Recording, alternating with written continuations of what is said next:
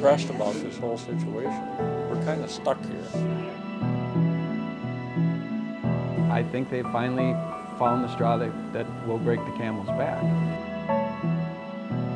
There is no out-of-state business anymore. It's an economic disaster, not just for the businesses, for the people that live here. In a state where the walleye is king, Giant Mille Lacs Lake has always been the castle. But there's an ominous dark cloud looming over this crown jewel of walleye fishing. A perfect storm of science, politics, and people that has already forever changed one of the most historic and treasured destinations in our Northland outdoors.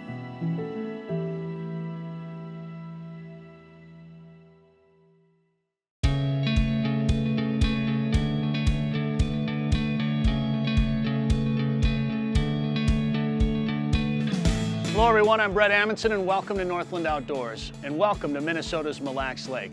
This massive body of water is a freshwater fishing legend, famous as one of, if not the premier walleye fishing destination in the country. But in recent years, it's gone from famous to infamous as anglers, biologists, resort and business owners have struggled with a massive, if not curious, decline in the walleye population. Today, we're going to look at what we're calling the Mille Lacs mystery. How did we get here?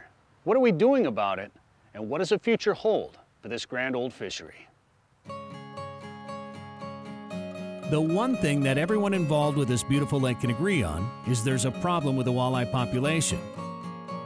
Exactly what the problem is, why it exists, and when it all started, well, that's the source of lots of debate.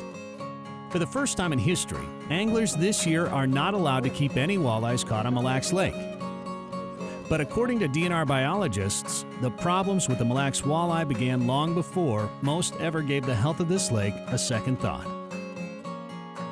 The Mille Lacs ecosystem has been changing really for over 20 years. I mean, the water started clearing up back in the mid-90s. Into the 2000s, we started having issues with invasive species, including zebra mussel, spiny water fleas, Eurasian water milfoil. And throughout this time, the walleye population has been declining. It's been a harvest fishery for many years. We have had to reduce the amount of fish harvested out of the lake over the last few years, and that's twofold. It's really to protect what the spawning biomass that is out there right now, and we do finally have a good year class coming up, the 2013 year class, and they're going to be the ones to replenish that spawning stock biomass. The fishing here was always phenomenal. But those that live on and make a living off this lake and its walleyes have their own theories. Terry Thurmer has fished Mille Lacs all his life, and for the past 27 years has owned and operated Terry's Boat Harbor on the lake's west shore. We used to have a 6-fish limit, you know, where you could keep 6 fish under 20 inches or all 6 under 20. And in fact, when I was a kid, there wasn't even any slot limit. You could just keep 6 fish. And now, you know, once the tribal harvest started and DNR's, in my opinion, total mismanagement of this lake, here we are in 2016, we can't keep a walleye. The term you hear a lot from biologists when talking about Mille Lacs walleye is recruitment. The fish are laying eggs and the eggs are hatching, but somewhere between the first and third years, those walleyes are disappearing. The DNR's response to that situation has been increasingly strict harvest regulations, and that correlates directly to a massive drop in fishermen. Fishermen that used to stop at places like Lundine's Tackle Castle in Onamia. This was a lake where in the early 90s kicked out over 1 million pounds of walleye by the DNR's models. Up until this year, we've had the opportunity to keep 1 fish. Well, it went from 6 to 4. 4 was just unacceptable to so many people. It went from 4 to 2, unheard of. We can't possibly tolerate 2. It went from 2 to some really restrictive slots. It went from 2 to 1, and this year it went from 1 to total release. And I think they finally found the straw that will break the camel's back. And that is the overwhelming concern of the folks that live here. It seems their fate is tied directly to the fate of the walleye, and most believe an aggressive plan to protect the walleye has failed to take into account one very important factor: the people. Property values are decreasing, the economy is suffering, the resorts are in trouble, but there's 3,000 or 4,000 residents like me that live here who they don't hear from, and we're suffering too. There's been houses for sale on Big Point, and then they've just taken the signs down. All price ranges, cabins, big houses, little houses, nice houses, not so nice houses. Nothing's selling. Their science isn't necessarily clicking with the real world. Part of the fishery also includes the community, the fishing community. And the fishing community has completely been thrown under the bus in this deal. We need somebody that's going to live this alongside of us to see what's involved. The frustration and negative economic impact are real, but so is the walleye population problem. Everyone agrees it's time to fix it, but can we? And how does all this square with scenes like this? There it is. The sun just goes down, just like we said. It's prime time. This is fish number 3 in the last 30 seconds. Stay tuned.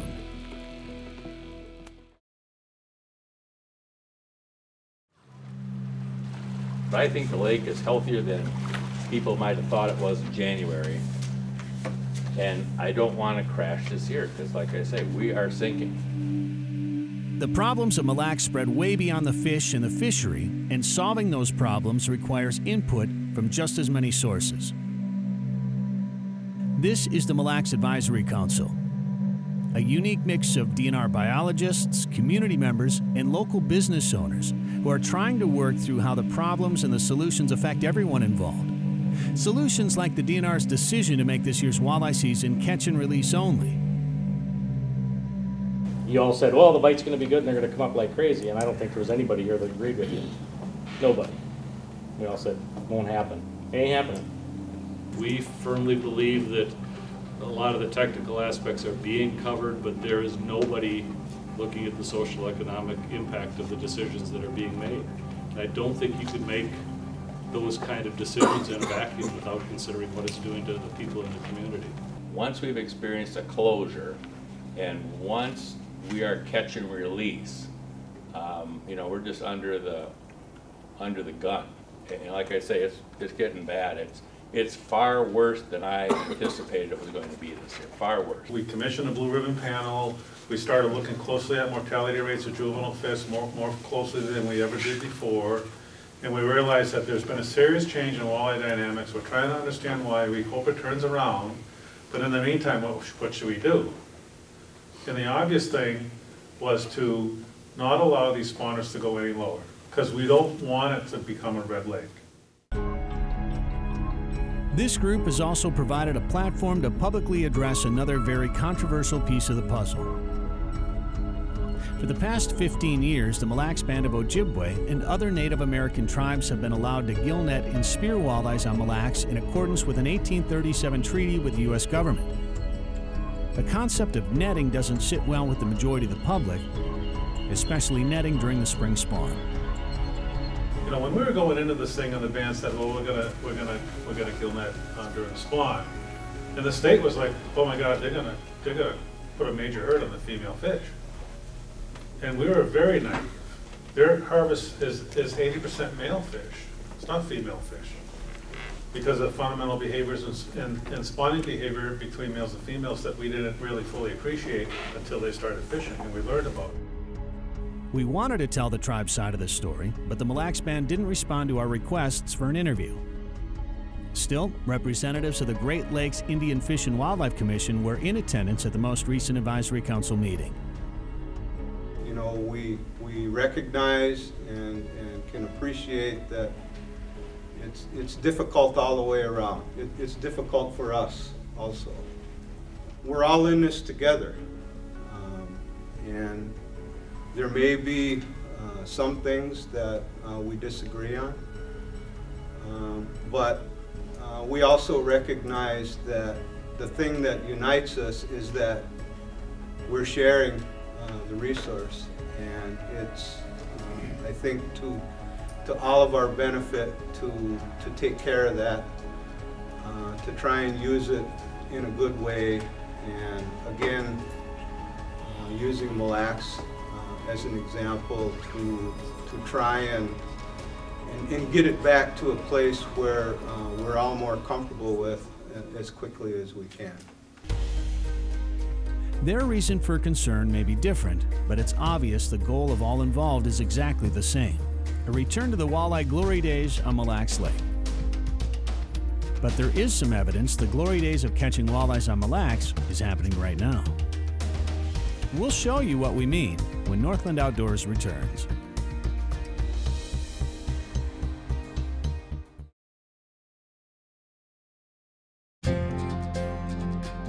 Welcome back to Northland Outdoors from Minnesota's Mille Lake.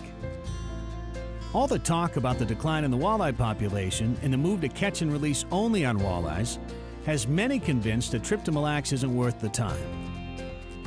But the truth is, right now, Mille may be the best multi-species fishery in the country, and that includes walleyes. With everything that's going on with the catch and release and the lower harvest quotas and everything that's happening with this big lake, we decided to head out and see for ourselves just how good the fishing can be. This lake, like I say, hasn't really been touched in 3 years. Basically, every night trip we've had up until through Memorial Day, we caught over 100 walleyes every time. For a catch and release fishery, you're gonna drive a long ways to beat Mille. Are you gonna have walleye dinner tonight? Maybe in a restaurant. And that's the raw truth. There we go. That's a nice walleye there. That's a nice fish. Nice Mille walleye, there you go. It's the multi-species aspect that truly puts Mille in a class by itself as a place to catch fish. Oh, there's a nice fish. The smallmouth bass population is at an all-time high, and the smallie is probably the toughest fighting fish in fresh water. There's a nice Mille smallmouth there for you. Have you caught a lot of smallmouth before? Actually, I caught 2 on Saturday about this size. Oh, did you? All right. Yeah. Well, this is a nice fish right here. Nice job. Sure. But what the guides, resorts, and businesses are struggling with is a cultural problem. You simply can't convince the majority of walleye purists that a smallmouth or a northern pike are worth catching or eating. If you took a place like mine, or if you took somebody like Hunter's Point over on the east side, and you told them every muskie fisherman, every smallmouth bass fisherman, and every northern fisherman, you have to go out of this one place, that place would be broke in a year. You know, I mean, walleyes and perch is what made Mille famous, and that should be the goal of restoring the lake to what it was. We don't want this to be a bass lake. We don't want bass-o-matics parading by our house 3-4 times single file fishing. That's not what we moved up here for. We could have moved to Lake Minnetonka and seen that. We want the walleye fishing to get better. They've changed the limits on the bass, but nobody keeps them. You've kind of been on fire over here. Yeah, second one of the night. Not as good as the other day, though. Yeah, no, the other day we got 125. We got like 20-inch smallies, we got 24, 25-inch walleyes, 18, 19-inch walleyes all day long. As soon as that slip bobber, that knot hit the bobber, went right down. It was just unreal. Been fishing this lake your whole life. Oh, yeah. Had the best day of your life on the lax this year. Yep. Fish on. Hello. Nope.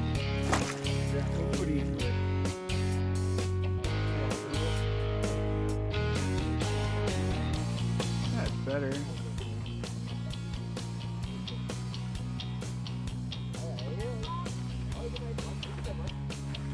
Hey. All right. There we go. We're getting wrapped up here. We got another bobber down. The guy's catching another fish right behind us. Oh, there we go. Mike, nice job. Thank you. There you go. The Rock Bass King comes through with the biggest walleye of the day. Right at the closing bell here. We're just getting ready to pack up and head in. And he pulls out this hog. Congratulations. Thanks.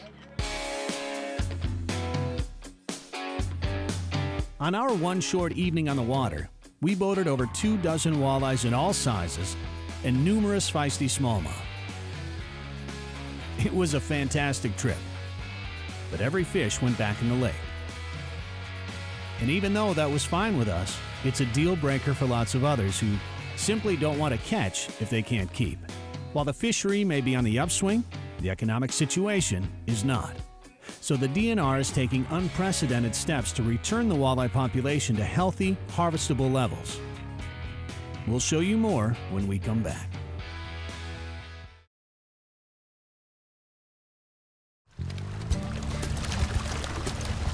It's a cool early spring morning on Minnesota's Mille Lake, and the DNR is here doing something they haven't done on Mille Lacs in 40 years.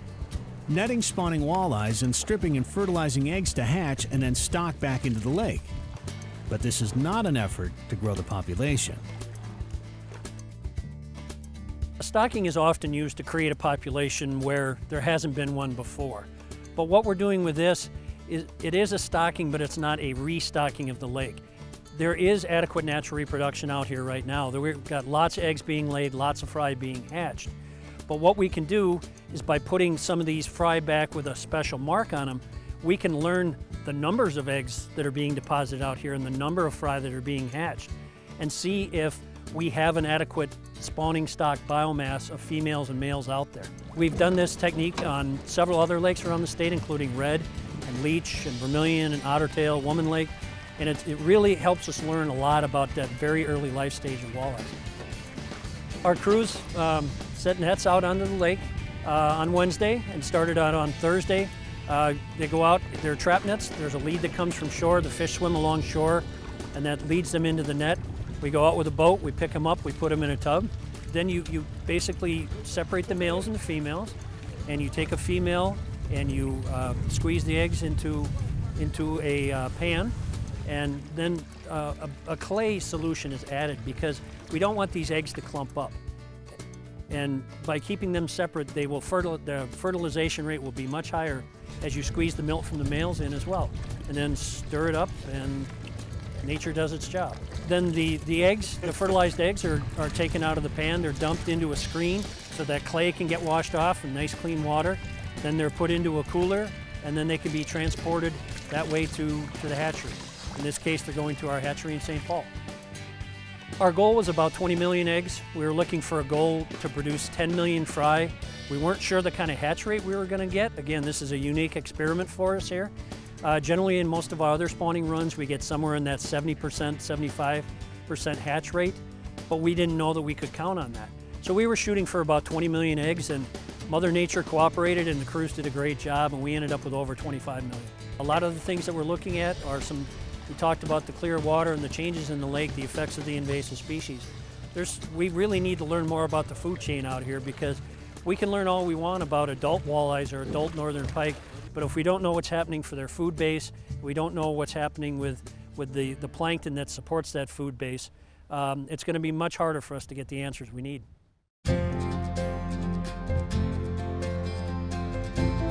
From the unprecedented scientific efforts of the DNR, to the political cooperation between government agencies and community business leaders, and a fishery that, despite the regulations, is red hot. It seems like there is light at the end of the tunnel for Mille Lake. But exactly when we might return to a walleye harvest is a question no one can yet answer. I wouldn't give you an exact number on that. I couldn't do that. That wouldn't be right. What I would love to see is a tremendous mixed fishery.